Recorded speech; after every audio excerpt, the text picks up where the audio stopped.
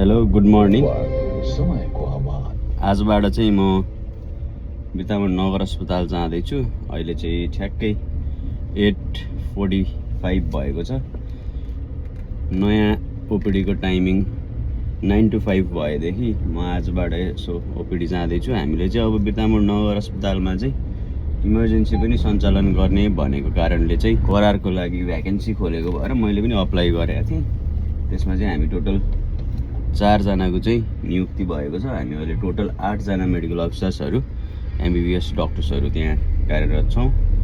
अनि अब हामीले रोस्टर चाहिँ बनाइसकेको छैन, किनभने त्यसमा नाइटमा काम गरेको ओभरटाइम भत्ताहरूको कुराहरू चाहिँ अलिकति एक्ज्याक्टली यति हुन्छ भन्ने कुराहरू चाहिँ क्लियरली डिफाइन नभएको कारणले चाहिँ सबै मेडिकल अफिसरहरू त्यसमा चाहिँ हामीलाई सुरुमा क्लियरली डिफाइन गरिदिनुपर्छ। त्यस पछाडि चाहिँ हामी काम गर्न रेडी छौँ भनेर हामीले सिङ्गल भोइस बनाएको छौँ।